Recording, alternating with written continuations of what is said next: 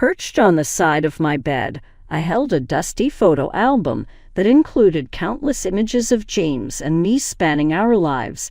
The burden of what we'd gone through weighed me down, even if it was meant to provide solace. I never expected his mother, Sarah, to be our greatest obstacle when I was 28 years old. She was more than just an annoyance. She dragged our relationship down into the depths of despair, making me wonder how much longer I could take. I had been infatuated with James since we were in high school. I was immediately taken by his innocent charisma and dogged determination the instant we crossed paths. We were able to maintain a close friendship even after attending universities in different states. Sarah was always there, though, even in those early days. Prior to our formal meeting, she already had reservations about me. Her extreme possessiveness and domineering nature toward her two sons became immediately apparent to me. Nobody was good enough for her, and I was no exception. I paused at a picture of a youthful James wearing a tuxedo as I turned the page of the album. The tension in my chest tightened as I gestured towards the empty spot next to it. "Do you remember prom?"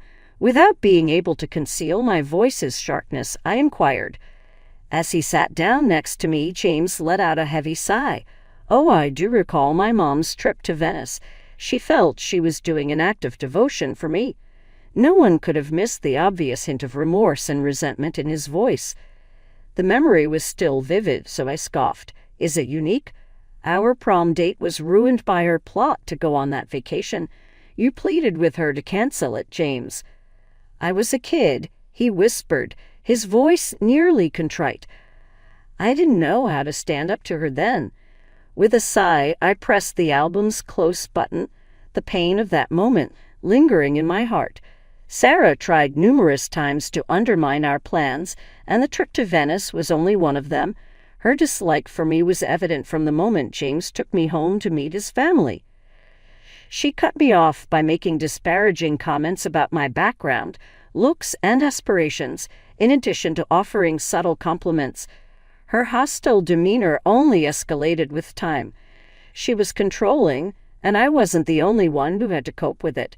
It had also been undergone by John, James's elder brother, a woman of strong will who would not submit to Sarah's control. He wed Emma. John chose to cut all ties with Sarah after the animosity between them escalated. Emma was there for me through thick and thin. She had been through Sarah's toxic presence and could relate. Standing up to Sarah wasn't easy, but she assured me it was doable. My aggravation finally bubbled over one evening when I resorted to James, following another draining call from Sarah. "Why do you always let her do this?" I turned to face the kitchen and asked. While massaging his temples, he rested his head on the counter. "The way Emily is, you know. In her mind, she is doing a service." "Helping?" Disbelievingly, I exclaimed, "by finding fault with our every decision, ignoring my worth at every turn." As James's tone softened, he appeared protective. "She's my mom, and I'm not claiming it's right. All she does is fret over my well-being." "She expresses no concern for you?" I retorted more strongly. "She worries about losing control over you." Even when the debate came to an end, the tension continued. Even while I knew James loved his mom, I could see that his devotion was preventing him from seeing the harm she was bringing. However, I persisted in my efforts to maintain harmony. Sarah would make unending criticisms during family events, so I learned to hold my mouth and smile graciously in her presence. I should have known better than to include her in the wedding planning process in the hopes that it would make her feel more invested. It became a nightmare instead. Sarah attempted to undermine James and my every decision by criticizing my retro theme as tacky. Our wedding day was the last straw. Sarah arrived dressed in what appeared to be a bridal gown, a white lace gown. I wanted to confront her, but was too angry to do so. Sarah was offered a pale blue dress that I had discreetly bought for this same occasion by my best friend and maid of honor. Sarah reluctantly accepted it, saying she was unaware her outfit could be problematic. For the sake of James, I persevered through instances like this, which challenged my patience. I started to discover my voice as time went on. I attempted to establish limits with Sarah, but she disregarded the majority of them. James had a hard time confronting her head-on, even though he loved me. He made excuses for her behavior, claiming that her domineering traits sprang from love. It failed to persuade me. When I learned I was pregnant, my world turned upside down. We were ecstatic, James and I. For an instant, I wished the news may make Sarah more understanding as I envisioned a wonderful future for our expanding family. Despite my reluctance, James was adamant that I tell her right now. That hope was crushed by her reaction. Now a baby, she spoke with an air of aggression, demanding to know why he was moving so quickly. In a flash, her mistrust transformed into open animosity. Whether or not the kid was James's, she said I had trapped him with it. The words stunned me. While her dramatic outbursts weren't new, this was a new low. James tried to defend me, but I could see her words had left a mark on him too. For weeks, Sarah bombarded us with calls, alternating between scathing insults and tearful pleas. I hoped she would come around, but her behavior only escalated. Then one evening, Sarah arrived at our home unannounced. She carried a bag of baby gifts and wore a smile that didn't quite reach her eyes. James seemed relieved, interpreting her gesture as a sign of acceptance. I wasn't so sure. "Emily, dear," she said sweetly, handing me a mug of tea. "I made this for you. It'll help you relax. You should be careful with all the stress. It's not good for the baby." I accepted the mug hesitantly, my instincts screaming that something wasn't right. Sarah sat across from me, her eyes watching every movement as James sipped his own tea. Max, our playful retriever, trotted into the room. As I lifted the mug to my lips, Max sniffed it curiously. Before I could react, he knocked it over, laughing at the spilled tea on the floor. "Max!" I exclaimed, pulling him away. But it was too late. For a moment, Sarah's expression faltered, her smile slipping.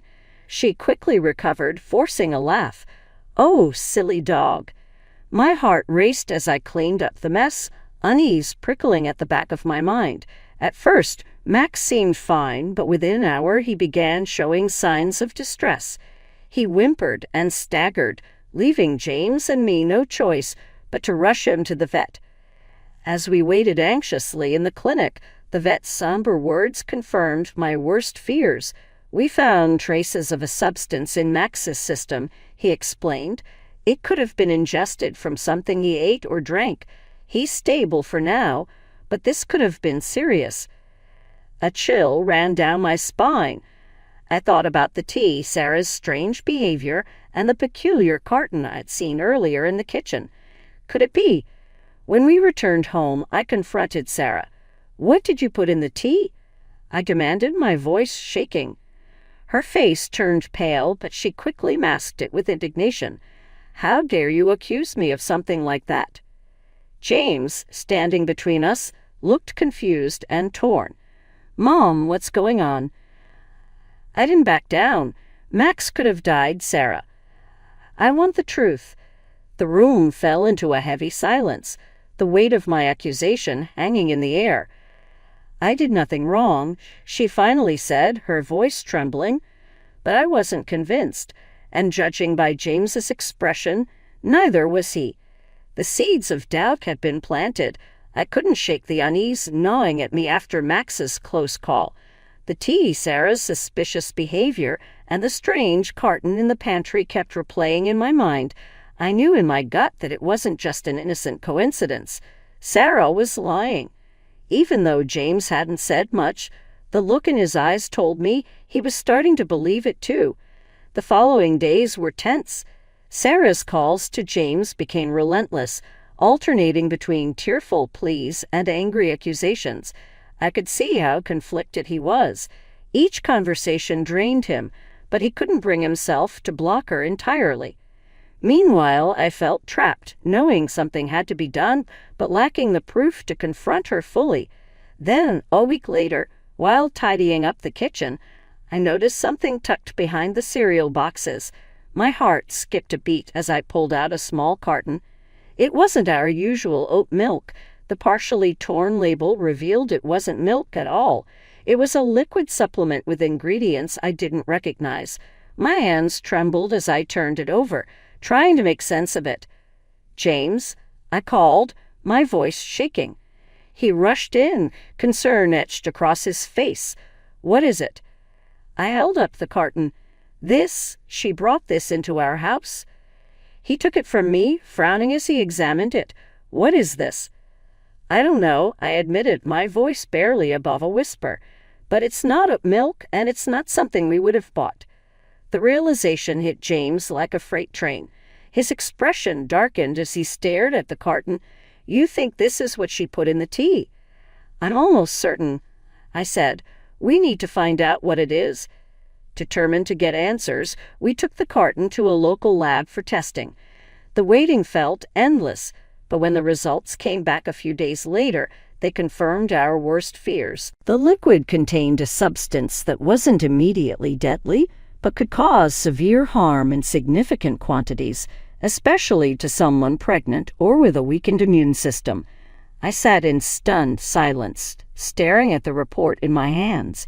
"She did this," I whispered. "She tried to hurt me and the baby." James was quiet for a long moment before he spoke. His voice was low and filled with anger. "I can't believe this. My own mother." I reached for his hand, squeezing it tightly. "She's not the person you thought she was, James. I'm so sorry, but we need to act now before she does something worse." Confronting Sarah wasn't something I wanted to do alone, and thankfully James agreed. We reached out to John. Knowing his relationship with Sarah gave him valuable perspective. He agreed to join us, bringing Emma along for support. The four of us sat waiting in the living room when Sarah arrived. Her surprise at seeing John and Emma was evident, but she quickly masked it with her usual confidence. "What's going on?" she asked, her eyes darting between us. "Sit down, Mom," James said, his voice steady but firm. "We need to talk." She hesitated before taking a seat, her posture defensive. I sat across from her, clutching the lab report tightly. My heart pounded as James began. "We found this," he said, holding up the carton. "It was in our pantry. The lab tested it. Do you want to explain why you brought it into our home?" Sarah's face paled, but she quickly recovered, feigning ignorance. "I don't know what you're talking about." "Don't lie to me, Mom," James said, his voice rising. "We know what it is. We know what it could have done." For a brief moment, her facade cracked. Panic flashed across her face, but it was gone as quickly as it appeared.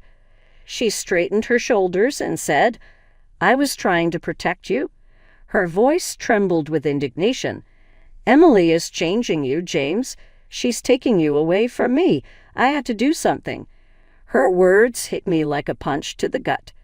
Anger surged through me as I leaned forward. "You are willing to hurt your own grandchild to protect him? Do you even hear yourself?" Sarah's tears began to flow, but they felt rehearsed. She turned to James, her voice breaking. "I did it for you. Don't you see that? She's manipulating you just like Emma manipulated John." John shot to his feet, his face red with anger. "That's enough, Mom. You've been doing this for years, and we're done letting you control us." James's expression was a mixture of heartbreak and fury as he stood. "You've crossed a line, Mom. I can't forgive this. I won't." Sarah's sobs grew louder, but they didn't sway him. He reached for my hand, and together we left the room. As the door closed behind us, I felt a wave of relief. It wasn't over yet, but it was a start. We had taken the first step toward protecting our family and reclaiming our peace. Later that evening, James sat on the couch, staring blankly at the wall. Max lay at his feet, a quiet reminder of what we had almost lost. I joined him, resting a hand on his shoulder. "Talk to me," I urged softly. He sighed deeply, his voice thick with emotion. "How did it come to this, Em? She's my mom. She raised me. How could she?" "I know this isn't easy," I said gently, "but what she did, there's no excuse for it. She put her child at risk, and Max, she crossed a line, and we can't let her back in." James turned to me, his expression filled with guilt. "I feel like I failed. I let her treat you this way for so long because I didn't want to see it. I didn't want to believe it." I cupped his face in my hands, forcing him to meet my eyes. "You didn't fail, James. You saw the truth when it mattered most, and now we take the steps to make sure she can't hurt us again." The first thing we did was change the locks on the house. By the afternoon, I finally felt a sense of security, knowing Sarah no longer had access to our home. We also blocked her number and informed close family and friends about what had happened. John and Emma were fully supportive, though they warned us about Sarah's potential retaliation. "She'll try to manipulate everyone she can," John said during a call. "She'll twist the story to make herself the victim. Be ready for that." James sighed. "She's been doing that my whole life, hasn't she? I just didn't see it." John's tone softened. "We both wanted to believe the best about her, but at some point you'd have to protect the people who matter most." James thanked him, though I could see the mix of gratitude and regret on his face. There was no undoing the past, but I hoped he understood. We were moving forward together. As the days passed, Sarah's attempts to reconnect with us became more desperate. Word trickled down through family members that she was spinning a new story, claiming she was the victim of misunderstandings and unfair treatment. But this time her words carried little weight. Everyone now knew the truth. To my relief, most of the family sided with James and me. Even John, who had distanced himself from Sarah years ago, remained resolute. "She's only doing this because she's lost her grip on us," he told James during a phone call. "Don't let her guilt you into letting her back in." James agreed, though I could see how hard it was for him. Guilt had been a constant presence in his life, ingrained by Sarah over the years. Still, he reminded himself of the danger she had posed, not just to me but to our unborn child. The final test of our resolve came one crisp autumn afternoon. I was 8 months pregnant, and we'd spent the day running errands and picking up last-minute baby supplies. As we pulled into the driveway, my stomach dropped at the sight of a figure sitting on our porch. It was Sarah. James parked the car and immediately turned to me. "Stay here," he said, his jaw tightening. "I'll handle this." I nodded, though my heart was pounding. Watching him step out of the car and approach her filled me with both dread and relief. This was his moment to draw the line. "James," Sarah said, her voice trembling as she stood. She looked thinner, her hair unkempt. For a moment, she almost seemed fragile. "I just wanted to talk." "There's nothing to talk about, Mom," James replied, his tone cold but steady. "You're not welcome here." "I've changed," she pleaded, her eyes filling with tears. "I know I made mistakes, but I've been working on myself. I want to make things right." James crossed his arms, unmoved. "Working on yourself doesn't undo what you did. You put Emily and our baby in danger, and that's something I'll never forgive." Her visage hardened as fast as her tears had disappeared. "Hasn't she poisoned you to turn you against me? Our family has been devastated by that girl." "Stop," James shouted with increasing intensity. "Emily is unrelated to this. Your decisions and actions are the focus here. Get out of here." Yet Sarah remained motionless. "Dear James, my name is ______________________________________________________________________________________________________________________:_____:. I can't be removed from your life like that. People in a family never treat each other that way." James made a firm, dismissive noise as he shook his head. "Families look out for one another. Family members do not control, manipulate, or cause harm. Get out of here, my mother." Sarah, seeing that she was failing to communicate with him, shifted her attention to the vehicle. Her gaze was fixed on mine even though she was far away. James moved swiftly to block her way as she advanced toward the driveway. "Don't," he said, his voice measured and stern. For an instant, Sarah's expression was a blend of fury and grief as she met his gaze. And then, her shoulders sagging in defeat, she said, "You're going to regret this." And then she turned and walked away. James remained motionless, observing until she disappeared from view. I went to take his hand as he got back into the driver's seat of the automobile when he eventually came back to it. "Are you okay?" Quietly, I inquired. Despite his serious expression, he nodded. "Actually, I am. I believe this is the first time." "I am, in fact." We had a feeling of tranquility that had not been felt in years during the subsequent weeks. We dove headfirst into getting ready for the baby's arrival, and Sarah stopped trying to get in touch with us. Attending parenting classes, finishing the nursery, and leaning on one another like never before were all priorities for us. It was the most joyous occasion of our life when our daughter Lily was born. An overwhelming sense of love washed over me as I held her delicate, flawless body in my arms. As he kissed her forehead, James sat down next to me, his eyes gleaming with tears. Max, who has always been a devoted friend, would enthusiastically wag his tail any time she was in her presence, as if he could sense her unique significance. Being a parent has its own unique set of difficulties, but it has also shed light on things. Together, James and I promised Lily that we would provide her with a nurturing home, one that is no longer burdened by the poison that once hung over us. Our opportunity to create something novel had arrived, and we would not squander it. After a few months, word got around among Sarah's relatives that she had left town. The rumor mill was full of speculation that she had accepted a job at a superstore in an effort to alleviate her financial struggles.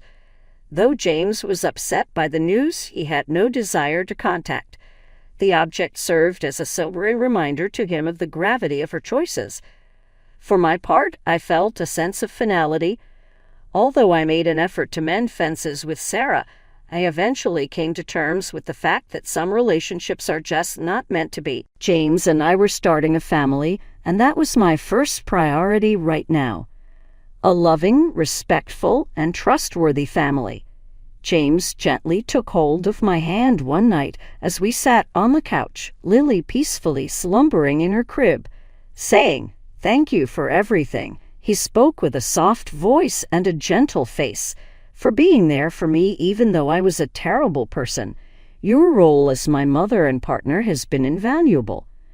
My grin at him was accompanied with a few stinging tears. "We've overcome many obstacles as a team, James. It's important for that." As his tail tapped softly on the floor, Max leaned his head on my lap. As a reassuring reminder of how far we had gone, the room was filled with the gentle sound of Lily's breathing.